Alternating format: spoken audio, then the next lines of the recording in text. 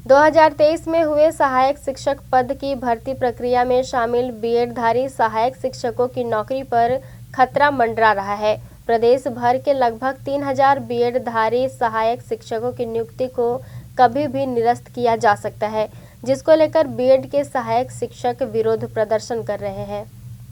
दरअसल supreme court ने 11 अगस्त 2023 को एक आदेश पारित करते हुए प्राथमिक शाला के लिए बीएड धारी शिक्षकों को योग्य माना है। सुप्रीम कोर्ट ने कहा है कि प्राथमिक शाला में जिन बीएड धारी सहायक शिक्षकों की नियुक्ति 11 अगस्त 2023 के बाद हुई है, उनकी नियुक्ति को सरकार निरस्त करे।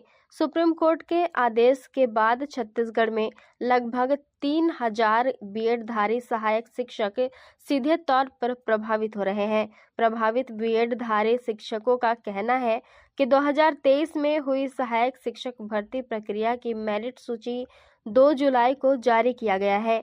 बावजूद इसके 11 अगस्त 2023 के पहले बीएड धारी शिक्षकों को सरकार ने नियुक्ति पत्र नहीं दिया। ऐसे में अब लगभग 3000 सहायक शिक्षकों की नौकरी कभी भी जा सकती है।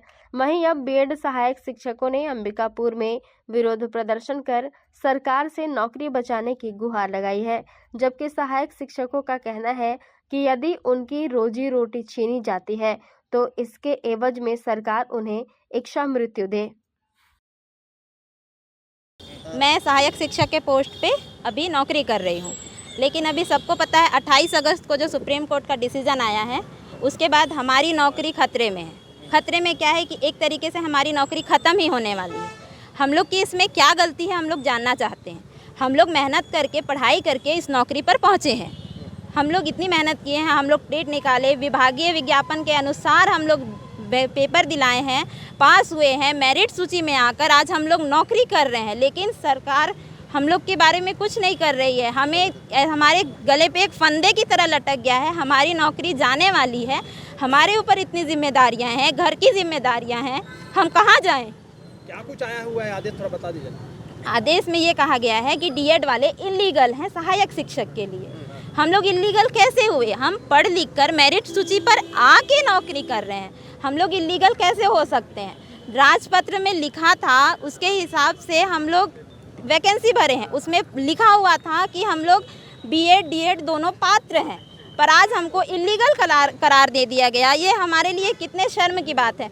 नौकरी लगने के बाद अगर हमारी नौकरी छूट जाती है तो हम किस मुंह से अपने घर जाएंगे? किसकी जिम्मेदारी है, पूरा बताइए सर। किसकी जिम्मेदारी है? हम किसकी जिम्मेदारी बोले? हम तो यहाँ खुद विक्टिम है, हमारे ऊपर तो बीत रही। हमको तो हम चाहते हैं कि सरकार हमारे लिए कुछ करे, बीच का रास्ता निकाले। जिस तरीके से 2017 में विभागीय डीएड कराया गया है, हमको भी उसके लिए मौका दे, हमको उसके लिए समय दे, ताकि हम भी डीएड करके अपनी पात्रता रख सकें। अगर उनको ये है कि बीएड पात्र नहीं है तो हमको मौका दिया जाए अपनी पात्रता प्रूफ करने के लिए। बस हमारी यही मांग है कि हमको समय दिया जाए, हमारे लिए विभाग मतलब सरकार कुछ करे, बीच का रास्ता निकाले। सरकार के जैसा नोटिफिकेशन निकला था 2023 में, है ना, मई में सरकार ने नोटिफिकेशन निकाला, गजट में उसका मेंशन किया और सब पूरी प्रक्रियाओं के साथ नोटिफिकेशन निकाल करके फिर उसके अनुसार हमने तैयारी की और तैयारी करके हमारा एग्ज़ाम अच्छा गया। उसके बाद रिज़ल्ट आया, रिज़ल्ट आने के बाद मेरिट सूची भी बन गया, है ना, और उसके साथ में हमारे साथ जो व्याख्याताएँ थे और जो शिक्षकों की भर्ती हो रही थी वो भी पूरी हो गई। लेकिन सुप्रीम कोर्ट का एक जजमेंट आया 11 अगस्त को, जिसमें कि केवल डीएड वाले को ही पात्र माना गया प्राइमरी लेवल पे, और सुप्रीम कोर्ट ने फिर बाद में ये कहा कि 11 अगस्त के बाद ज्वाइनिंग वाले जो हैं वो अपात्र हो गए हैं। तो हम केवल सरकार के थोड़े से पेंच में हम फंस गए कि हमारी ज्वाइनिंग 11 अगस्त के पहले नहीं दी जा सकी, जबकि हम लोग 11 अगस्त से पहले पूरी प्रक्रिया कंप्लीट हो चुकी। और आज की स्थिति हमारी ये हो गई है कि सरकार और कोर्ट में जो मामला चल रहा है उसके अनुसार हमको ये लग रहा है कि अब हमारी नौकरी जाने वाली है, क्योंकि हम फैसला हमारे फेवर में नहीं आ रहा है।